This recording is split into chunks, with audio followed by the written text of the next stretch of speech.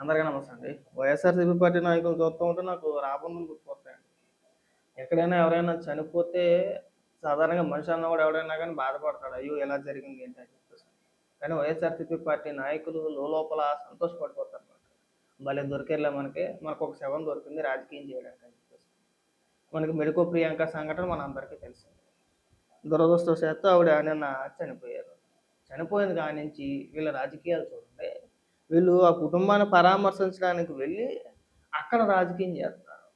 ఏమని ఆ హాస్పిటల్ దగ్గర శ్యామల మాట్లాడుతూ సంక్షేమ పథకాల గురించి వాటి గురించి అక్కడ మాట్లాడుతున్నారు. ఎంత దారుణంగా మాట్లాడుతున్నారంటే ఒకసారి వినిపిస్తా వినండి.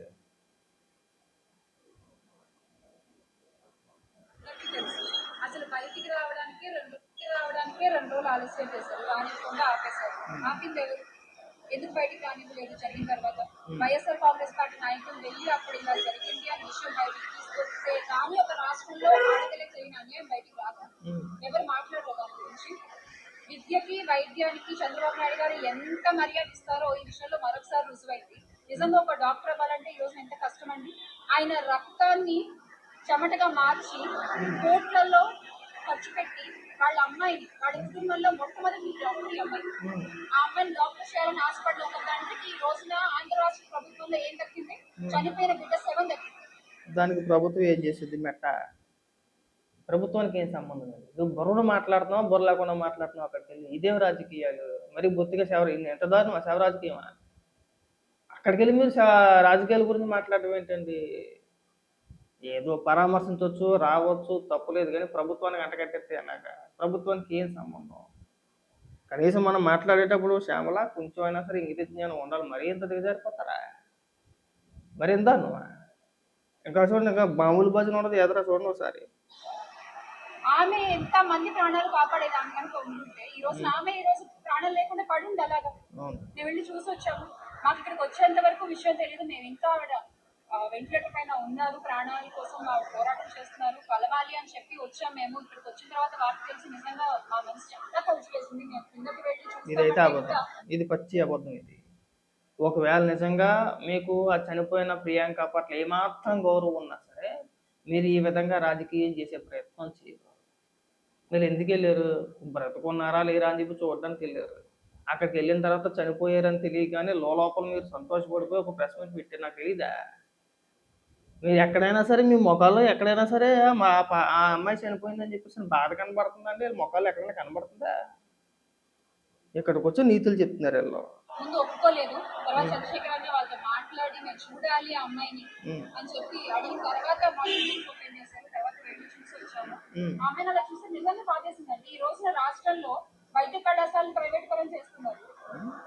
విద్యని ప్రజలకు అందకుండా దూరం చేస్తున్నారు. ఏదో కష్టపడి నువ్వు ఏదో మాట్లాడుతున్నావు కానీ అసలు నువ్వు మాట్లాడేదానికి నువ్వు వెళ్ళిన దానికి అసలు ఎందుకు వెళ్ళావు, మనం ఏం మాట్లాడుతున్నావు కనీసం అవగాహన ఉండే మాట్లాడుతున్నావా, అవగాహన లేకుండా మాట్లాడుతున్నావా?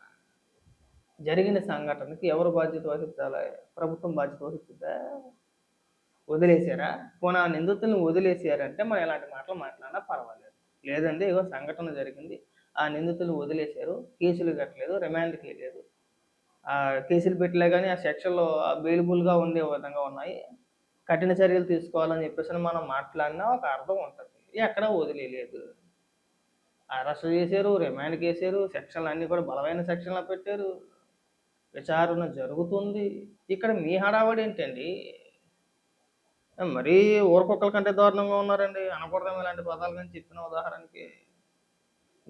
గైమని చెప్పేసి మనకు రాష్ట్రంలో శవ రాజకీయాలు తప్పితే ఇంక దేని మీద మనం రాజకీయం చేసి ఇంట్రెస్ట్ అని చూపించట్లా. ఎక్కడైనా ఎవరైనా చనిపోతే సరిపోద్ది, ఏదో రకంగా ప్రభుత్వానికి అంటగట్టాలి. ప్రభుత్వానికి ఏం సంబంధం అని అడుగుతున్నాను. దానికి సమాధానం చెప్పండి. ప్రమాదం జరిగింది, మొదట రాజమండ్రి హాస్పిటల్లో చూపించారు, ఆ తర్వాత హైదరాబాద్కి తరలించారు కదా. నువ్వు హైదరాబాద్ నుంచే కదా మాట్లాడుతున్నావు. ఏం మాట్లాడుతున్నావు? బుర్రను మాట్లాడుతున్నావా, బుర్ర లేకుండా మాట్లాడుతున్నావా? వాళ్ళది తెలంగాణ అని చెప్పేసి నువ్వే చెప్తున్నావు ఇక్కడ. మళ్ళీ ఏమని మాట్లాడుతుంది? వాళ్ళకట్ట ఆంధ్రప్రదేశ్ ప్రభుత్వంలో ప్రభుత్వ ఉద్యోగం కల్పించాలంటే ఏమైనా మైండ్ ఉండి మాట్లాడుతున్నావు, మైండ్ లేకుండా మాట్లాడుతున్నావు. ఇద్దరం కూడా ఎంబీబీఎస్ చదివి డాక్టర్ అవ్వాలని ఒక సామాన్యురాలి కళని వీళ్ళు ఇప్పుడైనా నువ్వు చెప్పావు, కొన్ని కోట్ల రూపాయలు ఖర్చు పెట్టి డాక్టర్ వరకు చదివించారని చెప్పేసి నువ్వేనా మాట్లాడింది? మళ్ళీ ఇక్కడ సామాన్య ప్రజలని చెప్పేసి ఎందుకండి దిక్కుమాల మాటలు? ఇంతకుముందు వీడియో స్టార్టింగ్లో ఏమని మాట్లాడింది ఇవిడి? వాళ్ళ బిడ్డని కోట్ల రూపాయలు ఖర్చు పెట్టి డాక్టర్ చదివించారు అని చెప్పేసి మాట్లాడింది ఈవిడే. మళ్ళీ ఇక్కడికి వచ్చి సామాన్య ప్రజలు మళ్ళీ ఇదే వీడియోలో 2 వీడియోలు అంటే 2 మాటలు ఒకే వీడియోలో. మహా అయితే ఒక నిమిషం కూడా ఉండదు, నిమిషంన్నర అయింది అంతే. 2 నిమిషాలు కూడా అవ్వాల. మనకి 2 నిమిషాల ముందు మనం ఏం మాట్లాడామో మనకు అవగాహన ఉండదు. 2 నిమిషాల ముందు మాట్లాడిన మాటలు మనం మర్చిపోతాం. మీరంతా రాజకీయ నాయకులు మరి మాట్లాడు. అమ్మేటువంటి మద్యం వల్ల అలాంటి వాళ్ళు కూడా చిరిగిపోతుంది. ఈ ఒక్క ఆవిడనే కాదు, ఇదే రాజమండ్రిలో మీకు గుర్తుంటే కనుక కొన్ని నెలల క్రితం అంజలి అనే అమ్మాయి కట్టు కూడా మనం గుర్తు చేసుకోవాలి. అక్కడ కూడా ఆ అమ్మాయి ఆ అమ్మాయి కూడా ఇలాగే అన్యాయం జరిగింది. అప్పుడు కూడా వెనకేసుకొచ్చింది ఇదే కూటమి ప్రభుత్వం. ఇప్పుడు గట్టి కొడతాను నేను, నువ్వు ఇలాంటి మాటలు అబ్బాయి కోరుతావు అంటే. ప్రభుత్వం ఎందుకు వెనకేసుకొచ్చుద్ది అండి? ఏం జగన్మోహన్ రెడ్డి అనుకున్నారే? నాకు తెలియదు. జగన్మోహన్ రెడ్డి లాంటి మనస్తత్వం నాకు తెలిసి ఎవరికి ఉండదేమో. ఇప్పుడు ఈయన మాట్లాడుతున్నారు కదా మీరు, బాధితుల తరపున నిలబడాలి, బాధితుల పక్షాన పోరాడాలి, ప్రభుత్వం అలా చేసింది ఇలా చేసిందని మాట్లాడుతున్నారు కదా. సీదిరప్పలరాజు కొడుకు విషయంలో ఏం జరిగింది? మీరు బాధితుల పక్షాన పోరాటం చేశారా? వాళ్ళ పక్షాన నిలబడ్డారా? నిందితుల తరపున నిలబడ్డారా? మరి ఏమైపోయింది? ఈ మధ్యలో నువ్వేదో మాట్లాడుతున్నావు కదా స్టార్టింగ్లో, 3 రోజులు గ్యాప్ వచ్చిందండి, 2 రోజులు గ్యాప్ వచ్చిందని చెప్పేసి. మరి సీదిరప్పలరాజు కొడుకు విషయంలో కూడా గ్యాప్ వచ్చింది. మరి అదెందుకు మాట్లాడట్లేదు? మరి అప్పుడెవరు ప్రయత్నించారు? ఎవరు ప్రయత్నించారా? మరి దానికి సమాధానం చెప్పాలి మీరు. ఏం దిక్కుమాల మెంటాలిటీ మీదని.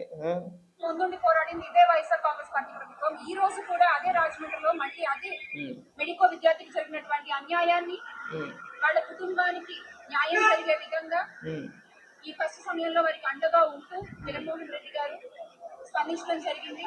నన్ను కానీ వాళ్ళకి వెళ్ళి చూసి రమ్మని చెప్పడం జరిగింది. మేము వచ్చి చూసాము. ఒకటే మాట చెప్తున్నాము, ఇది నిజంగా వైద్య రంగం అంతా మీదేసుకోవాల్సినటువంటి సమస్య.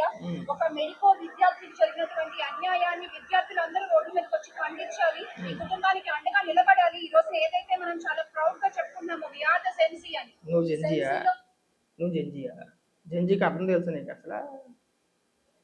ఏం దిక్కుమలుతానో ఏమో. ఎవరికి చిన్న అన్యాయం జరిగినా command the roads and question the government అనేది ఈ ప్రభుత్వానికి తెలియాలి. కుటుంబానికి న్యాయం జరిగే వరకు మనం ఫైట్ చేద్దాము. ఇంకా 2 ఆడపిల్లలు ఉన్నారు ఈ కుటుంబంలో. ఆ 2 ఆడపిల్లలకి వారికి ఏం కావాలో వారికి అర్హతకు తగినట్టుగా ఒక ఉద్యోగం అవ్వచ్చు, ఏదైనా ప్రస్తుతం గవర్నమెంట్ లో ఏర్పాటు చేస్తారా? మరి కుటుంబాన్ని ఎలా ఇస్తారా? నీకైనా బుర్ర ఉందా? అలా ఇస్తారండి? పక్క రాష్ట్ర వ్యక్తులకి ఆంధ్రప్రదేశ్లో ప్రభుత్వ ఉద్యోగం కల్పించేస్తారా? ఇదే అంటున్నా, హాఫ్ నాలెడ్జ్ తెలివితే అట్లా అంటున్నా. కోడి బర్రా. ఒక పక్కన కోట్ల రూపాయలు ఖర్చు పెట్టి డాక్టర్ వరకు చదివించారని మీరే మాట్లాడతారు, ఒక పక్కన సామాన్య ప్రజలని మీరే మాట్లాడతారు, ఒక పక్క ప్రభుత్వ ఉద్యోగం కల్పించేయాలి, 20 లక్షలు 30 లక్షలు, లేదంటే ప్రభుత్వం తరపు నుంచి ఆర్థిక సహాయం కూడా చేసేయాలి. అరే ఏం మాట్లాడతారండి మీరు? కనీసం కొద్దిగా తెలివి ఉపయోగించండి. అనవసరమైన విమర్శలు చేయమాకండి. చావును కూడా రాజకీయాలు చేయమాకండి. చికెన్ పచ్చట్ల కొంచెం కూడా శ్యామల ఆదుకుంటుంది అనే విషయం మీద వాళ్ళకి కావాల్సినట్టుగా మనం చేసే ప్రయత్నాన్ని ప్రారంభిద్దాము. వైఎస్ఆర్ కాంగ్రెస్ పార్టీ ఎప్పుడు కూడా మీ కుటుంబానికి న్యాయం జరిగే వరకు మీకు అండగా ఉంటుంది. మీ అన్న నెంబర్ ఇవ్వడం జరిగింది ఈ కుటుంబానికి. మీకు ఏ అవసరం ఉన్నా, ఏ సమస్య అనిపించినా ఒక్క ఫోన్ కాల్ అమ్మ అన్నకి అవైలబుల్ గా ఉంటారు. అలాగే అన్న చెప్పినట్టుగా చంద్రశేఖరన్ చెప్పినట్టుగా మనం వెళ్ళి జగనన్నను కూడా కలిసి ప్రయత్నం చేద్దాము. సరేనా? మీరు మాత్రం ధైర్యం కోల్పోవద్దు. వాళ్ళకి అసలు ఇష్టమే లేదు. నీ మొఖంకి ఇది ఎవరితో పిచ్చిది ఇలా మాట్లాడుతున్నాం, మేము వచ్చి జగన్మోహన్ రెడ్డిని కలవడం ఏంటి అని చెప్పేసి చూస్తున్నాం. వాళ్ళ కుటుంబ సభ్యులు కలిస్తే జగన్మోహన్ రెడ్డి ఏం చేస్తాడు చెప్పండి? ఏం చేస్తాడు? నేను అధికారం 3 ఏళ్ళు ఊపిపట్టాను, నేను అధికారంలోకి వస్తాను, అధికారంలోకి రాగానే మీ అమ్మాయిని తీసుకొచ్చి ఇచ్చేస్తానంటాడా? కనీసం బుర్ర ఉందా నీకు అసలు? అంటే ఒక ప్రమాదం కాదు అది. ఇంటెన్షనల్గా చేశారా, కావాలని చేశారా, మద్యం మత్తులో చేశారా, ఎలా చేశారా అనేది ఒక ఘటన జరిగింది. అవునా? దానికి ప్రభుత్వానికి ఏం సంబంధం అండి అసలు మీరు రాజకీయం ఎలా చేస్తున్నారని అడుగుతున్నా. నిజంగా రాష్ట్రంలో వైఎస్ఆర్సీపీ పార్టీ ఉండడం అనేది రాష్ట్ర ప్రజలు చేసుకున్న దౌర్భాగ్యం. వీళ్ళకి కావాల్సింది ఏంటంటే రాష్ట్ర అభివృద్ధి అవసరం.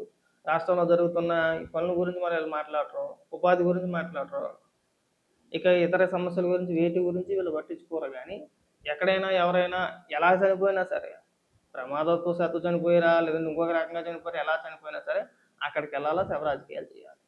ఉదాహరణకి విశాఖపట్నం స్టీల్ ప్లాంట్‌లో ప్రమాదం చూసుకోండి. అలాగే బీచ్‌లో సముద్రంలో పడవ బోల్తా పడింది కదా! బోట్ బోల్తా పడింది. అప్పుడు 6గురో, 7గురో చనిపోయారు. ఆ సంఘటన తీసుకోండి. విజయవాడ సాయికృష్ణ సంఘటన తీసుకోండి. జగన్మోహన్ రెడ్డి పర్యటనలన్నీ కూడా ఈ ఎవరైతే ప్రమాదవశాత్తు చనిపోతారో, ఇంకొక రకంగా చనిపోతారో వాళ్ళ దగ్గరికెళ్ళి ఆ చావుకి కారణం ప్రభుత్వమే అని చెప్పేసని శవ రాజకీయాలు చేయడానికి తప్పితే దేనికి పనికిరాదు. అనుకుంటున్నారేమో శవ రాజకీయాల వల్ల మనకు ఓట్లొచ్చేస్తాయి, ఓట్లేసేస్తారు పొలమని చెప్పేసని అనుకుంటున్నారేమో. రాబోయే రోజుల్లో మీరు ఇలాగే శవ రాజకీయాలు చేసుకుంటా పోతే మీకు ఆ 11 కూడా మిగలవు. కనీసం జగన్మోహన్ రెడ్డికి చెప్తున్నా ఇప్పుడైనా ఈ శవ రాజకీయాలు మానేస్తే బాగుంటుందండి. కరెక్ట్ పడుతుంది. ఎక్కడన్నా ఎవరైనా చనిపోతే సరిపోతే శవ రాజకీయాలు. మరి ఇన్ని మాటలు మాట్లాడి మీరు మన దేవరపల్లి పర్యటనకి వెళ్ళి జగన్మోహన్ రెడ్డి రిటర్న్లోనో వెళ్ళేటప్పుడు అనుకుంటా వైఎస్ఆర్సీపీ పార్టీ కార్యకర్త ఒక వ్యక్తిని గుద్దేశాడు. ఆ వ్యక్తి చనిపోయాడు. మరి బాధిత కుటుంబాలే కదా వాళ్ళు, ఎందుకు పరామర్శించలా? మీరు చేసిన పర్యటన వల్ల కదా ఆ రోజు జగన్మోహన్ రెడ్డి వెళ్ళకపోతే ఆ సంఘటన జరిగేది కాదేమో. మరి దానికి కారణం జగన్మోహన్ రెడ్డే కదా, దానికి కారణం వైఎస్ఆర్సీపీ పార్టీయే కదా. మరి దీనికి ఎవరు సమాధానం చెప్తారు శ్యామల? ఎంటైర్ వైఎస్ఆర్సీపీ పార్టీ మొత్తం ఇదే పాట పట్టుకున్నారండి. శ్యామల అనే కాదు, శ్యామల కావచ్చు, లేదంటే వైసీపీ నాయకులు కావచ్చు, మొత్తం వైఎస్ఆర్సీపీ పార్టీ మొత్తం కూడా ఈ ఘటనని ఏదో రకంగా రాజకీయ రంగు పులివేసి 3 రోజులు తేడా వచ్చిందండి, 2 రోజులు తేడా వచ్చిందండి, వీళ్ళేదో పెద్ద మేధావుల్లాగా సైంటిస్టులాగా అక్కడ ఏం జరిగిందో ఏంటంటే పోలీసు విచారణలో ఏం జరిగింది అనేది కూడా వీళ్ళు ముందే వీళ్ళే చెప్పేస్తున్నారు. లేదంటే వీళ్ళ చేతికి ఇచ్చేయాలన్నమాట. వీళ్ళకి ఇచ్చేయాలి ముందు, కోర్టు కంటే ముందు, కోర్టులో ప్రొడ్యూస్ చేసే ముందు వీళ్ళ చేతికి ఇచ్చేస్తే సరిపోతుంది. కనీసం ఎక్కడైనా సరే జగన్మోహన్ రెడ్డి గారికి మేము మళ్ళీ చెప్తున్నాం, మీరు ఈ శవ రాజకీయాలు మానేస్తే బాగుంటుంది.